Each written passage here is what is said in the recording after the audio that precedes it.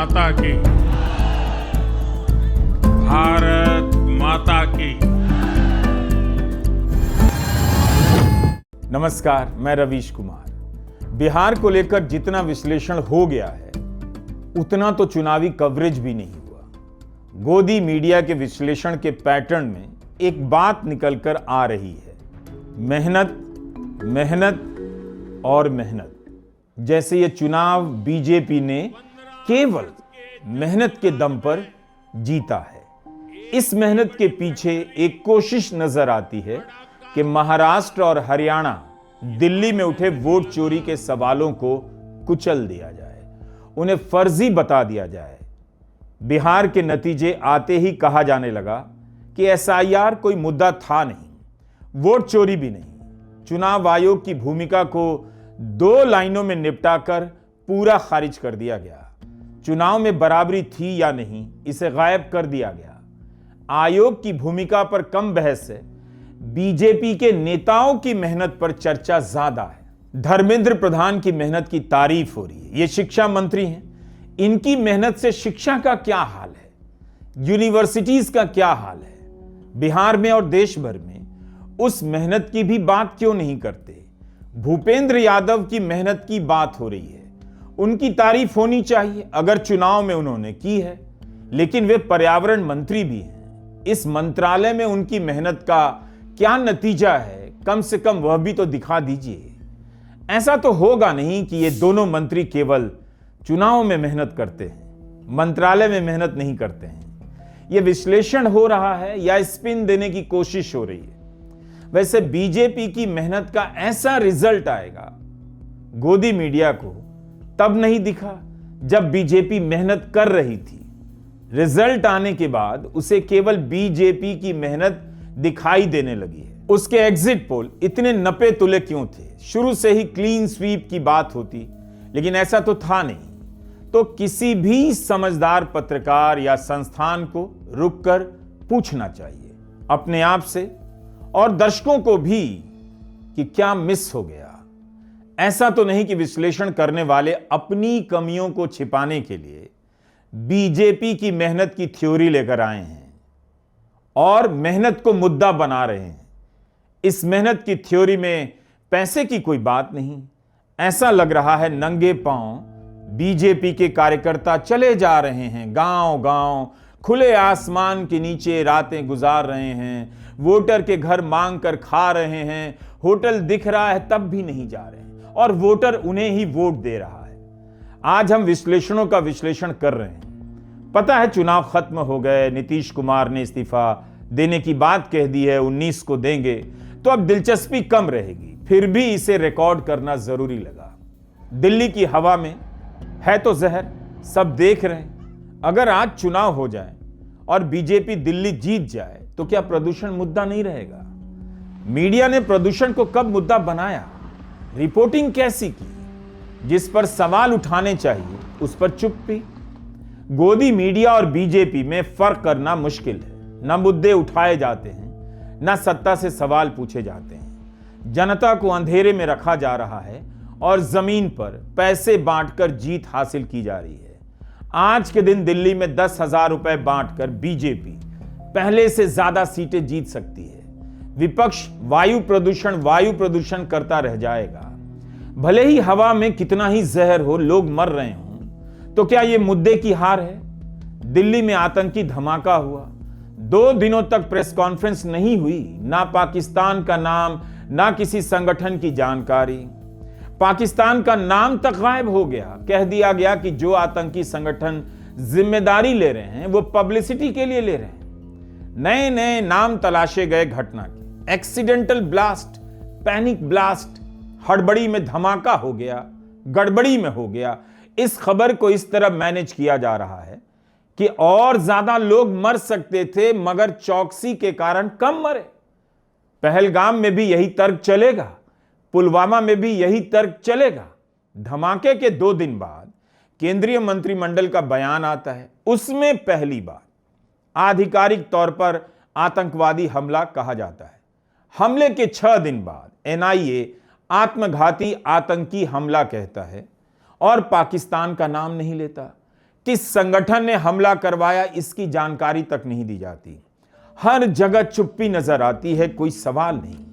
फिर यही गोदी मीडिया कह देगा दिल्ली धमाका कोई मुद्दा नहीं है। इसी दिल्ली में धमाका हुआ और उसी शहर की रिपोर्टिंग में इतने झोल हैं। 2-4 आधिकारिक सूचनाएं नहीं हैं, लेकिन गोदी मीडिया की गब्बाजी उड़ाने भर रही हैं और जांच एजेंसियां उन सूचनाओं को फैलने दे रही हैं। और इस माहौल में आप यकीन कर रहे हैं कि बिहार में सब कुछ ठीक हुआ, बीजेपी मेहनत से चुनाव जीत रही है और विपक्ष घोड़ा बेचकर सोया हुआ था। जब भी गोदी मीडिया ऐसा करे थोड़ा रुकना चाहिए। महाराष्ट्र में भी यही हुआ था।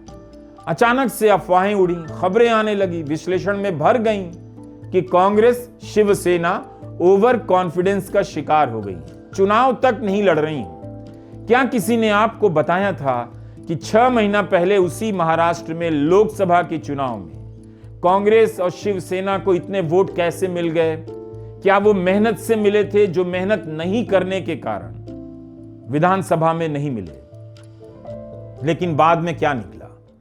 वोट चोरी की पड़ताल इन एंकरों ने नहीं की। क्या राहुल गांधी ने जो प्रेस कॉन्फ्रेंस की उसमें तैयारी नहीं थी? उसमें उनकी टीम की मेहनत नहीं थी?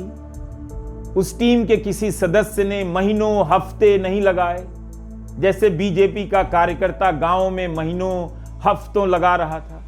क्या इतने हल्के आरोप थे? जो मेहनत मीडिया को करनी चाहिए थी वो मेहनत विपक्ष के नेता कर रहे थे, और फिर भी उनकी मेहनत का महिमा मंडन तो दूर, ठीक से उस पर कवरेज भी नहीं हुआ। राहुल गांधी ने प्रेस कॉन्फ्रेंस में कई बार कहा कि वोट चोरी का मामला काफी जटिल है, इसकी पड़ताल करने में कई महीने लग जाते हैं, 1 या 2 सीट की पड़ताल करने में। इसलिए भी कि जिस तरह के दस्तावेज हम चाहते हैं चुनाव आयोग से, आयोग नहीं देता। क्यों नहीं देता है दस्तावेज? पूछना चाहिए बार बार मीडिया को, इतनी बार जितनी बार वह बीजेपी की मेहनत की बात करता है। महाराष्ट्र में एनसीपी, कांग्रेस पार्टी और शिवसेना से चुनाव चोरी किया गया था। ये 100% सच है। तकरीबन 1 करोड़ नए वोटर लोकसभा चुनाव के बाद वोटर लिस्ट में जोड़े जाते हैं, बढ़ाए जाते हैं। नए वोटर आके वोट करते हैं। हमारे गठबंधन का जो वोट था, जितना हमें लोकसभा में मिला उतना हमें विधानसभा में मिला, 1 वोट कम नहीं हुआ। और सारे के सारे नए वोट बीजेपी के अलायंस के खाते में गए। लोकसभा हम जीते, विधानसभा में हमारी पार्टियां तीनों के तीनों मजबूत पार्टियां साफ हो गई। क्यों? क्योंकि इलेक्शन कमीशन ने और बीजेपी ने मिलकर वोट चोरी की। यह भी तो मेहनत थी जो चुनाव आयोग को खुद से करनी थी, मगर किसने की? ये मेहनत की किसने? महाराष्ट्र में 1 लाख बूथों में से 12,000 बूथ ऐसे निकले जहां ज्यादा वोटिंग हुई। ये बूथ कहां थे? उन 85 सीटों पर जहां लोकसभा में बीजेपी हार गई थी। यहां पर 5 बजे के बाद वोट बढ़ जाता है। 88,000 बूथों पर 5 बजे के बाद वोट नहीं बढ़ता है, मगर 12,000 बूथों पर बढ़ गया। राहुल गांधी ने कहा कि अगर एक मतदाता को वोटिंग में 1 मिनट लगता है तो 5 बजे के बाद और 10 घंटे वोटिंग चलनी चाहिए थी, मगर ऐसा हुआ नहीं। सीसीटीवी का फुटेज मांगा गया, मगर फुटेज नहीं दिया गया, नियम बदल दिया गया। अब तो यह भी कह दिया गया है कि लोकसभा चुनाव के समय जो सीसीटीवी फुटेज था वो अब नहीं है। तो फिर इन अतिरिक्त वोटर का मतदान कैसे हुआ? पोलिंग बूथ में क्या गड़बड़ी हो सकती थी? अब आप कभी नहीं जान सकते। आज तक कई सवालों के जवाब नहीं आए। चैनलों पर होने वाले विश्लेषणों का एक और खेल समझिए।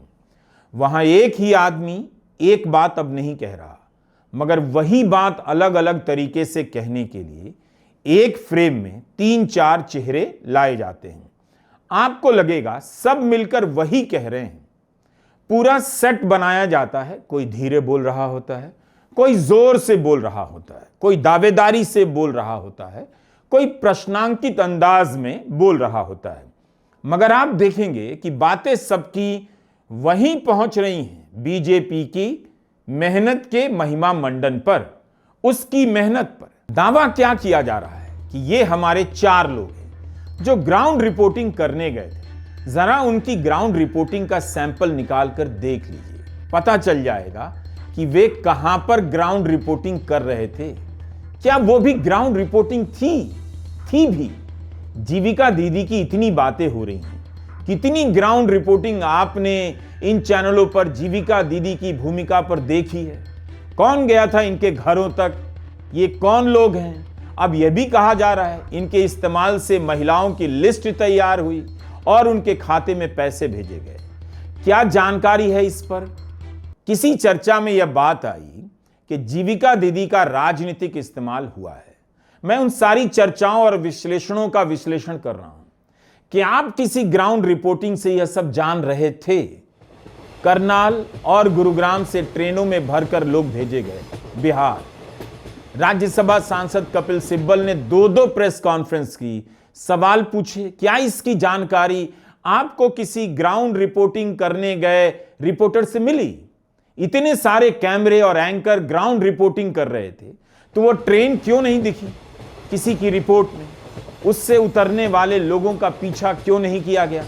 अगर कांग्रेस पार्टी बिहार से बाहर के वोटर को टिकट देकर बिहार भेजती, तब आप देखते यह गोदी मीडिया कैसे कवरेज करता। जीत के विश्लेषणों के सहारे चुनाव आयोग को बच निकलने का रास्ता दिया जा रहा है। पहले बताइए कि 10,000 बांटने की अनुमति क्या सही फैसला है? अगर यह एक पक्ष को मजबूत करने के लिए होने दिया गया, पैसा बांटने दिया गया, तो क्या महाराष्ट्र, हरियाणा और दिल्ली में निष्पक्ष चुनाव हुआ होगा? जबकि इसी चुनाव आयोग ने विपक्ष के राज्यों को चुनाव से पहले स्कीम लॉन्च करने से रोका है। एक वीडियो देखा मैंने, इसमें पत्रकार राजीव रंजन कह रहे हैं चुनाव की घोषणा के बाद पैसे बांटे गए, थोड़े थोड़े कर बांटे गए, जिससे माहौल बनता रहे कि पैसा आ रहा है। एक जिनके खाते में पैसा आ गया है और दूसरा वर्ग तैयार हो गया जो इंतजार कर रहा है, पैसा आने वाला है। चुनाव आयोग को अच्छी तरह पता है कि पैसा बांटना गलत है, फिर क्यों बांटने दिया गया? जब लेवल प्लेइंग फील्ड थी ही नहीं, तो फिर विपक्ष को कीमत चुकानी ही थी, उसे हारना ही था। आप किसी चुनाव में 30,000 करोड़ बांट देंगे और चुनाव आयोग बंटने देगा, तो विपक्ष मेहनत करके जीत जाएगा।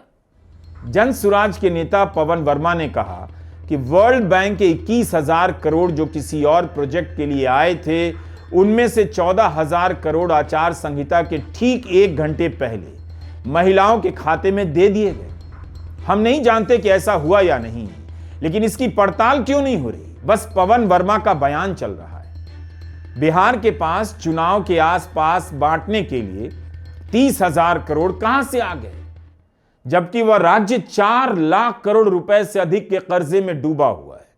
आर.के. सिंह ऊर्जा मंत्री रहे हैं मोदी सरकार में। बिहार में बिजली को लेकर अदानी समूह पर आरोप लगाते हैं। कई जगह तो उनका बयान छपा भी नहीं, और जहां खबर छपी वहां भी कई बातों को गायब कर दिया गया। उनके बीजेपी से निकाले जाने पर भी इन बातों पर बहस हुई नहीं कि क्या आर.के. सिंह अदानी समूह पर सवाल करने के कारण निकाले गए। क्या उनके आरोप सही हैं? 10,000 छोटी राशि तो होती नहीं। 26 सितंबर को प्रधानमंत्री मुख्यमंत्री महिला रोजगार योजना लॉन्च करते हैं। इसके 10 दिन बाद 6 अक्टूबर को चुनाव आयोग बिहार चुनाव की घोषणा करता है। द हिंदू अखबार के टी रामाकृष्णन ने रिपोर्ट किया है कि पिछले 20 सालों में 2 बार आयोग ने तमिलनाडु की सरकारों की जन कल्याण योजनाओं को इसलिए रोक दिया क्योंकि आचार संहिता के खिलाफ पाई गई। 2004 में जयललिता द्वारा किसानों को दी जा रही सहायता राशि के आवंटन पर रोक लगी। 2011 में जब राज्य में चुनाव की घोषणा हुई तब डीएमके सरकार के फ्री टीवी सेट की योजना पर रोक लगी, जबकि यह योजना 5 साल पहले 2006 से चली आ रही थी। 2023 में तेलंगाना के चुनाव से पहले राइथू बंधु योजना पर रोक लगी। मतदान से कुछ दिन पहले आयोग ने ही योजना को जारी रखने की अनुमति दी, मगर 3 दिनों बाद वित्त मंत्री टी हरीश राव के बयान को बहाना बनाकर पैसे पर रोक लगा दी गई। ओडिशा में चुनाव आयोग ने 2019 के लोकसभा चुनाव में क्या किया? वहां किसानों के लिए कालिया योजना पहले से चली आ रही थी, आयोग ने रोक लगा दी। इसका विरोध करने के लिए तत्कालीन मुख्यमंत्री नवीन पटनायक मुख्य चुनाव आयुक्त के दफ्तर पहुंच गए, शिकायत की कि केंद्र की किसान सम्मान निधि योजना पर रोक नहीं लगाई गई है, केवल राज्य की योजना पर रोक लगी है। चुनाव दर चुनाव दिखता जा रहा है कि अब बराबरी का मैदान खत्म कर दिया गया है।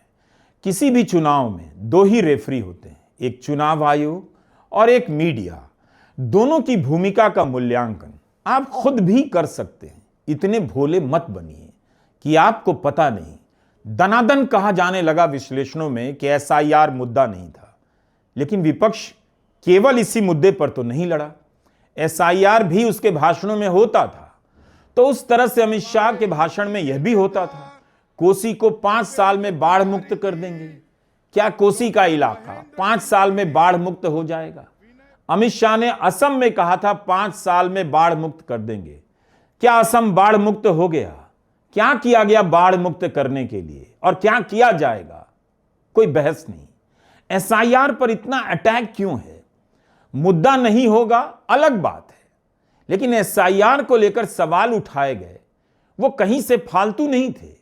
मतदाता सूची में खुलेआम धांधली की जा रही थी, जिसे विपक्ष ने पकड़ा और अजीत अंजुम जैसे 1-2 यूट्यूबर और पत्रकारों ने। गोदी मीडिया क्या घनघोर रिपोर्टिंग कर रहा था? गया था ग्राउंड रिपोर्टिंग करने। रिपोर्टर्स कलेक्टिव की तरह क्या मतदाता सूची का विश्लेषण कर रहा था? कौन कर रहा था इसकी रिपोर्टिंग? सुप्रीम कोर्ट तक इस लड़ाई को विपक्ष लेकर गया। बीजेपी का अगर इतना ही बड़ा नेटवर्क है जमीन पर, तो उसे एक भी गलती नहीं दिखी एसआईआर के दौरान। उसे एक भी वोटर नहीं मिला जिसका नाम कटा। ऐसे वोटर केवल और केवल ममता बनर्जी को मिल जाते हैं, अरविंद केजरीवाल को मिल जाते हैं, योगेंद्र यादव को मिलते हैं, तेजस्वी यादव और राहुल गांधी को मिलते हैं, एडीआर को ही मिलते हैं, बीजेपी को नहीं। जो लोग जिंदा थे उनका नाम कट रहा था, उन्हें लेकर सुप्रीम कोर्ट कौन गया? आलसी विपक्ष, जिसे राजनीति नहीं आती, जिसे चुनाव लड़ना नहीं आता। चुनाव आयोग ने कितनी बहस की आधार को मान्यता नहीं देने के लिए, अंत में स्वीकार करना पड़ा। तब तक कितनी देर हो गई। अगर आधार नहीं होता तो क्या होता? एसआईआर के बहाने विपक्ष को अदालती मामलों में उलझाया गया। कोर्ट ने भी विपक्ष के सवालों को मगर दुत्कारा नहीं, जिस तरह से गोदी मीडिया दुत्कार रहा है। इसलिए नोट कीजिए, एसआईआर पर अटैक कौन कर रहा है? वोट चोरी पर हमला कौन कर रहा है? एक तरफ गोदी मीडिया कहता है वोट चोरी मुद्दा नहीं था, दूसरी तरफ इस तरह से अपनी बातों को पेश कर रहा है जैसे बिहार की जनता ने वोट चोरी के सवालों पर जनादेश दिया हो और उसे नकारा हो। आप हर सवाल को जनादेश की मुहर लगवाकर खारिज नहीं कर सकते हैं। तब तो जनादेश की मुहर लगवाकर कह दीजिए दिल्ली की हवा में कोई प्रदूषण नहीं, कोई जहर नहीं, हवा एकदम अमृत है क्योंकि लोगों ने वोट किया है। लोगों को तब समझ आएगा जब उन तक बात पहुंचेगी। मीडिया तो पहुंचने नहीं दे रहा कि कैसे महाराष्ट्र, हरियाणा और दिल्ली में वोट चोरी हुई। इसे पहुंचाने में मीडिया क्यों पीछे रहा और अब क्यों आगे बढ़ चढ़कर अटैक कर रहा है? लोकतंत्र में आपके सामने किसी के वोट के साथ खिलवाड़ हो रहा है। मीडिया घर बैठ जा रहा है और ज्ञान दे रहा है राहुल गांधी को कैसे रैली करनी चाहिए। इस पर चुप है बीजेपी। इतनी बड़ी रैलियां करती है, उसे पैसे कहां से आ रहे हैं? खुद जो काम करना चाहिए मीडिया को वह तो करता नहीं। 5 नवंबर के जिस प्रेस कॉन्फ्रेंस में राहुल गांधी ने हरियाणा में वोट चोरी को लेकर सवाल उठाए, क्या उसके पीछे कम मेहनत थी? अपनी मेहनत दिखाने के लिए ट्रॉली से इतना सारा डॉक्यूमेंट लेकर आए, तब तो किसी गोदी चैनल ने उस मेहनत की तारीफ नहीं की या चुनाव आयोग से पूछा कि इतनी मेहनत कर रहा है विपक्ष, आप जवाब क्यों नहीं देते? क्यों वोटर लिस्ट में इतनी गड़बड़ियां हैं, इतनी खराबी कैसे आ रही है? कोई जवाब नहीं। और चर्चा चल रही है विपक्ष के नेता को कब नहाना चाहिए, किस साबुन से नहाना चाहिए, कब खाना चाहिए, कब प्रचार पर निकलना चाहिए, गाड़ी से जाना चाहिए, हेलीकॉप्टर से जाना चाहिए। जिस मीडिया का काम है सवालों से जवाब मांगना और जवाब देना, दोनों चुप्पी साध कर बैठ गए चुनाव आयोग और मीडिया। हमें सस्पेशन था, करोड़ों लोगों को सस्पेशन था कि दाल में क्या कुछ ना कुछ काला है। बीजेपी को एंटी इनकम्बेंसी नहीं लगती थी। ओपिनियन पोल, एग्जिट पोल कुछ कहते थे, रिजल्ट कुछ और आता था। हरियाणा, महाराष्ट्र, मध्य प्रदेश उदाहरण, माहौल बनाया जाता था कि इस कारण जीते। लाडली बहना, पुलवामा, सिंदूर, नैरेटिव क्रिएशन।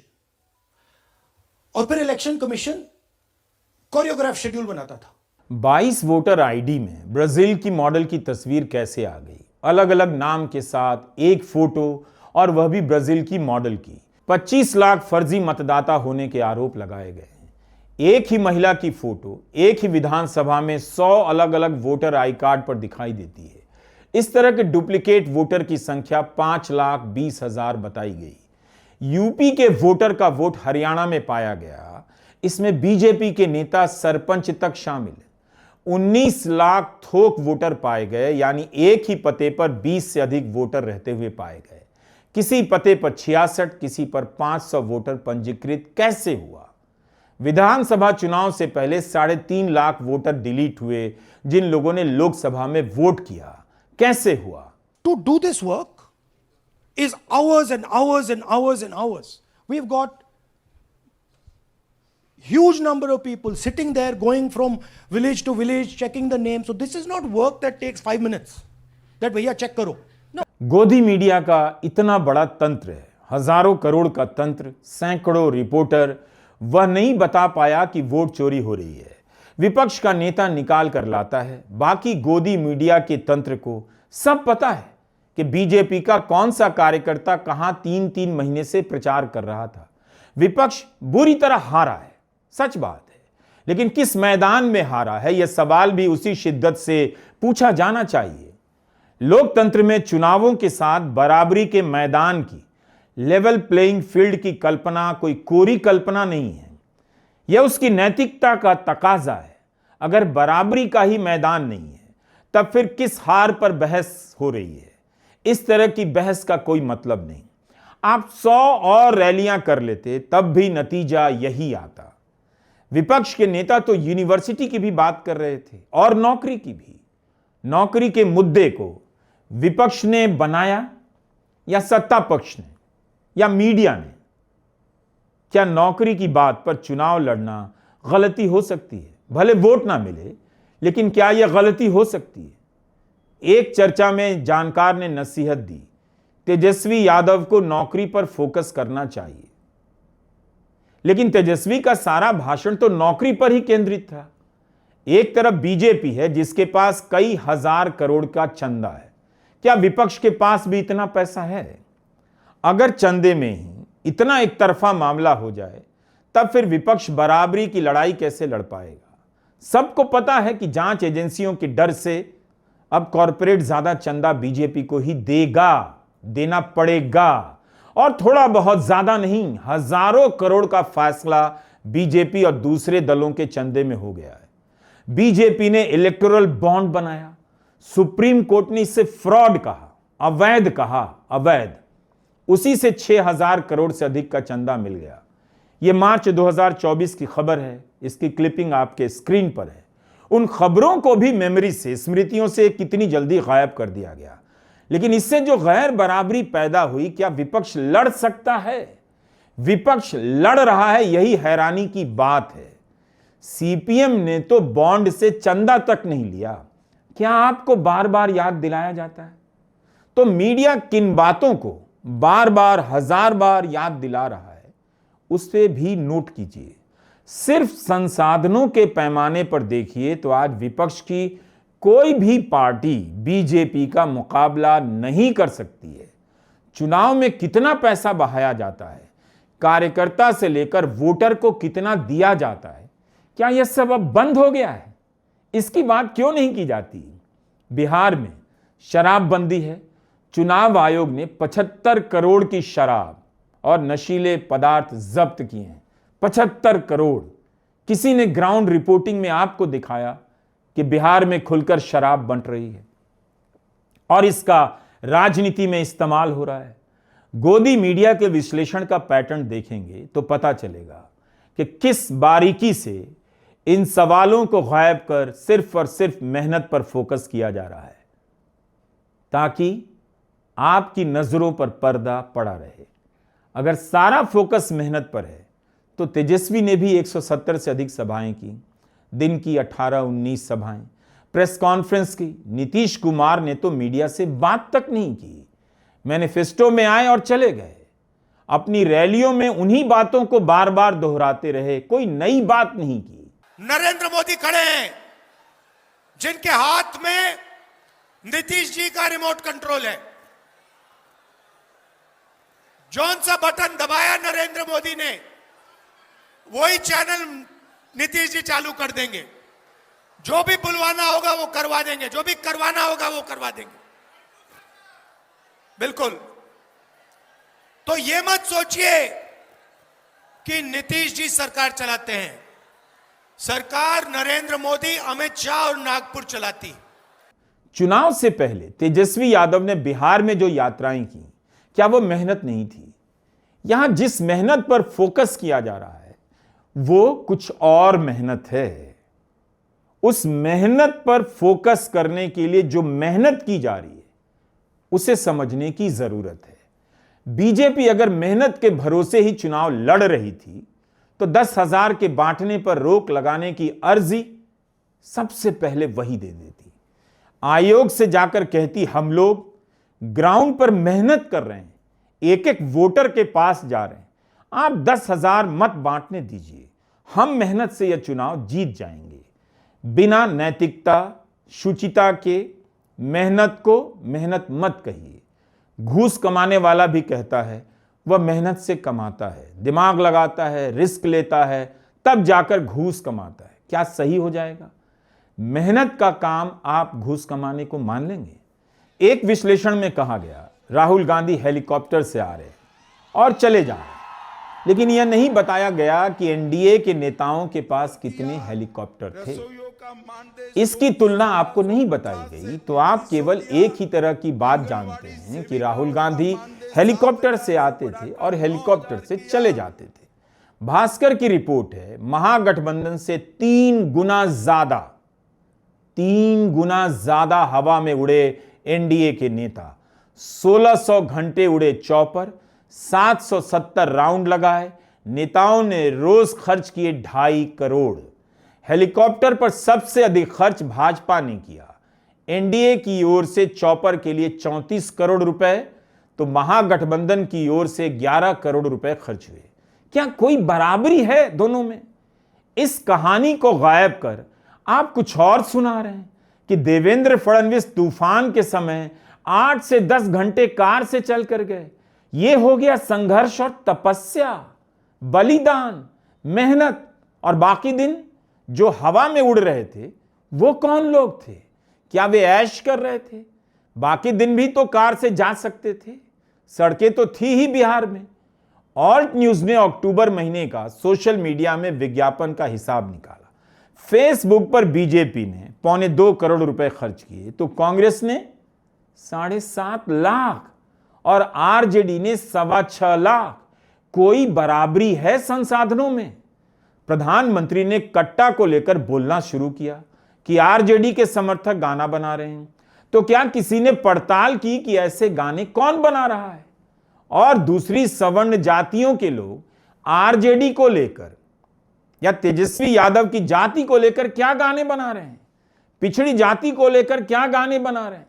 क्या गोदी मीडिया ने उसकी छानबीन की? खबरों में, सूचनाओं में आपको बराबरी दी, जिससे आप दोनों पक्षों के बारे में बराबरी से जानते? या प्रधानमंत्री मंच से इशारा कर रहे थे और स्टूडियो से माहौल बनाया जा रहा था? पूरे चुनाव में कहीं कोई बराबरी दिखी नहीं। आपको दिखी हो तो बता दीजिए। आपको लगता है कि इन विश्लेषणों को सुनते हुए बिहार चुनाव को आप समझ रहे हैं, मगर आप वास्तव में कुछ भी नहीं जान रहे हैं।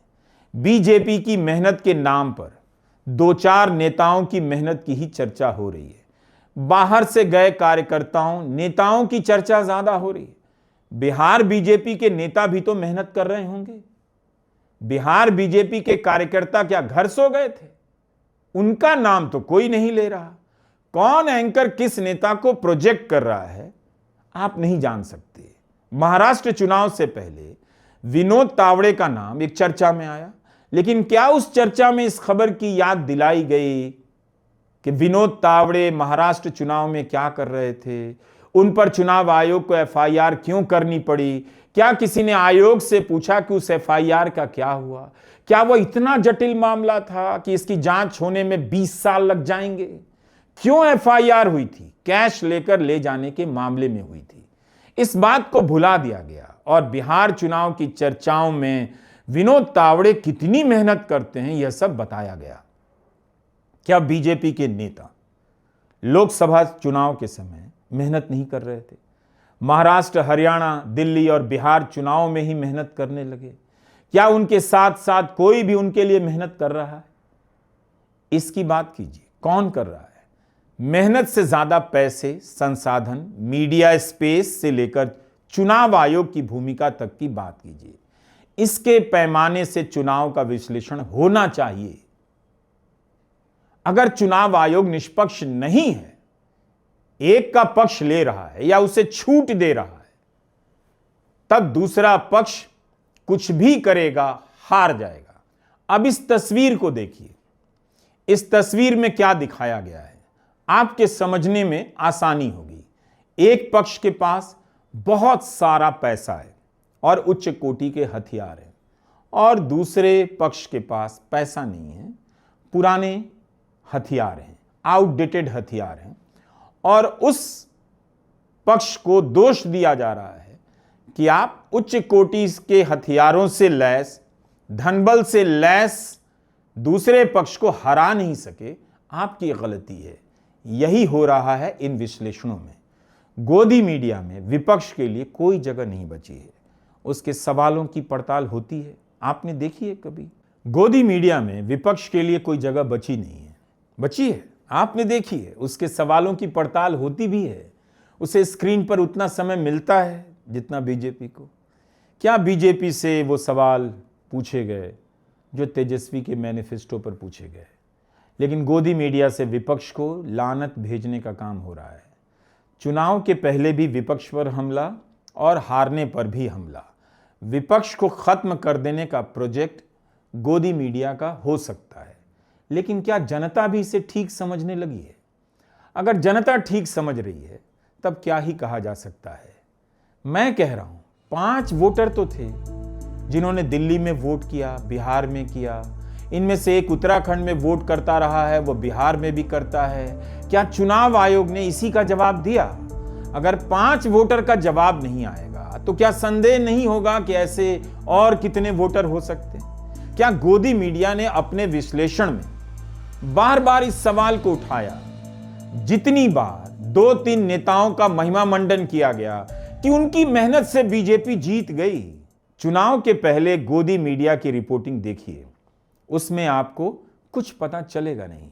लेकिन बाद का विश्लेषण देखिए, लगेगा जैसे इन्हें सब पता था, बस उस समय नहीं बताया। और वो सब नहीं पता है जो गलत तरीके से किया गया होगा।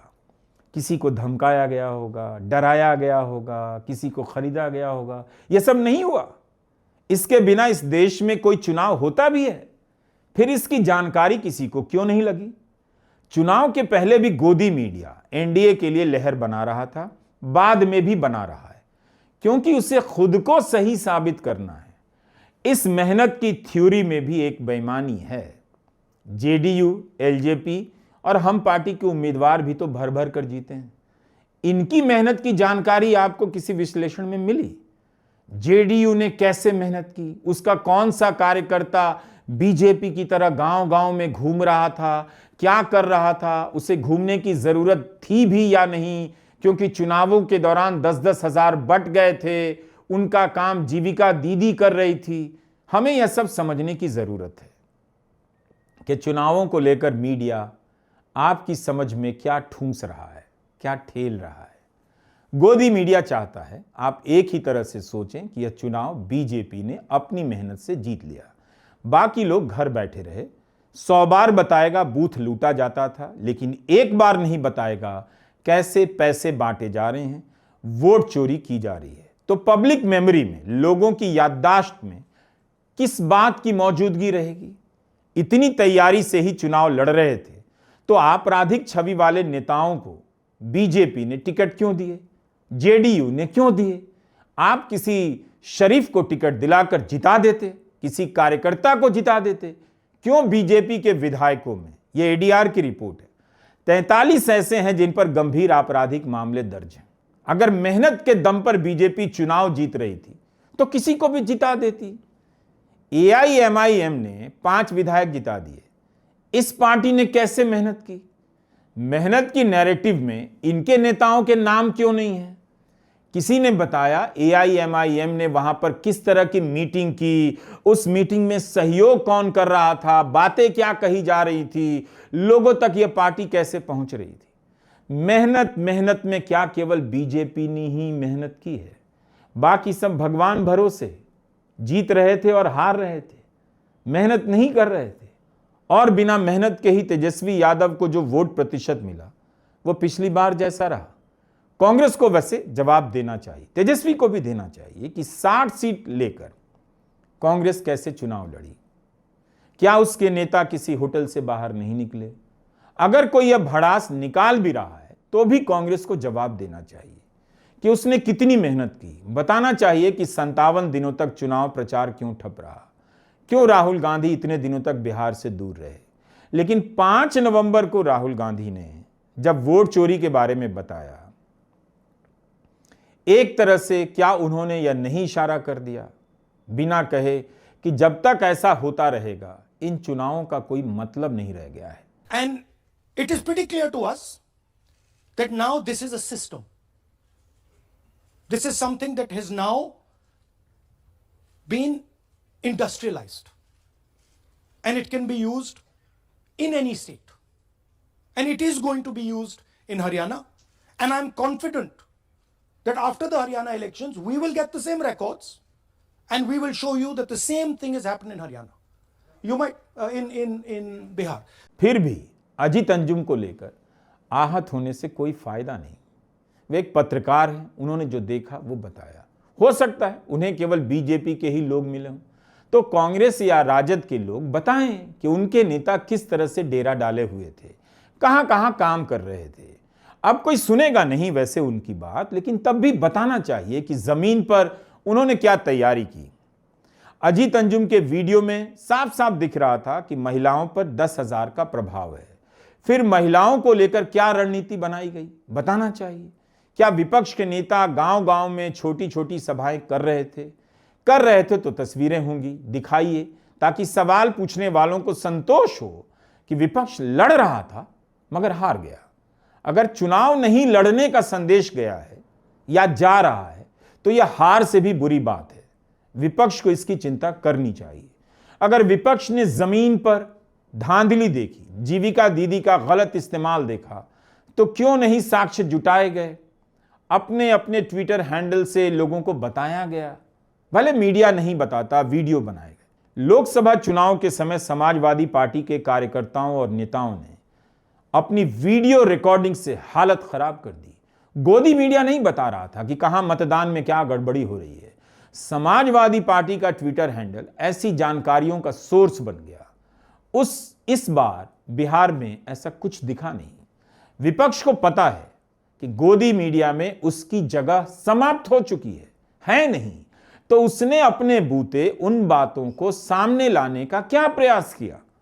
विपक्ष को इन सवालों का सामना करना पड़ेगा अगर वो जनता के भरोसे लोकतंत्र की यह लड़ाई लड़ना चाहता है, जनता में भरोसा पैदा करना चाहता है, तो उस भरोसे के लिए बताना चाहिए कि उसकी लड़ाई में कितनी तैयारी थी, उसकी लड़ाई में किस बात की कमी रह जाती है, और क्या अगर सारी कमियां दूर कर ली जाएं तो क्या बराबरी का मैदान बन जाएगा जिस पर सभी पक्षों को चुनाव लड़ने का मौका समान रूप से मिलता है? इसका जवाब ढूंढते रहिए। हमें यह भी समझने की जरूरत है, बिहार में एनडीए की जीत के बहाने मीडिया जो कर रहा है, क्यों कर रहा है? उसे अंदर से एहसास है कि जो भी जनता जिसे भी वोट देती है, चाहे वो एनडीए का ही वोटर क्यों ना हो, उसका इस गोदी मीडिया पर विश्वास नहीं रहा। यह गोदी मीडिया को पता है कि उसे बीजेपी के पार्टनर के रूप में देखा जाता है। यह उसका अपराध बोध है जिसे वह बीजेपी की मेहनत के नाम पर दूर करना चाहता है। आपको यह विश्वास दिलाना चाहता है कि लड़ना केवल बीजेपी को आता है, बाकी सब घर बैठकर सो रहे थे। चुनाव आयोग एकदम सही से काम कर रहा था। अगर सिर्फ चुनाव जीत जाने भर से कोई मुद्दा खत्म हो जाता है, तब फिर आप पूरी लोकतांत्रिक और चुनावी प्रक्रियाओं को खारिज कर रहे हैं। पहले विपक्ष को गायब किया गया, अब मुद्दों को गायब किया जा रहा है और मेहनत के फैक्टर को लाया जा रहा है। चुनाव के विश्लेषणों में बहुत सी बातें कही गई हैं। हम सारी बातों को गलत नहीं कह रहे, लेकिन हम मोटा मोटी उस पैटर्न की बात कर रहे हैं जिसमें मेहनत के नाम पर मीडिया और आयोग को बरी किया जा रहा है। आप ही बताइए, अगर सब कुछ ठीक था तो मैच का रेफरी क्या रेफरी के जैसा व्यवहार कर रहा था? इसका जवाब खोजिए। बीजेपी जितनी मेहनत नहीं कर रही है, उससे कहीं अधिक मेहनत गोदी मीडिया बीजेपी के लिए कर रहा है। गोदी मीडिया को भी इसका क्रेडिट अब लेना चाहिए। इसके एंकर अगर 3-4 नेताओं को क्रेडिट दिए जा रहे हैं, तो कुछ क्रेडिट खुद के लिए भी रख लें कि उनकी मेहनत का भी इस चीज में रोल है, एनडीए की जीत में। नमस्कार, मैं रवीश कुमार।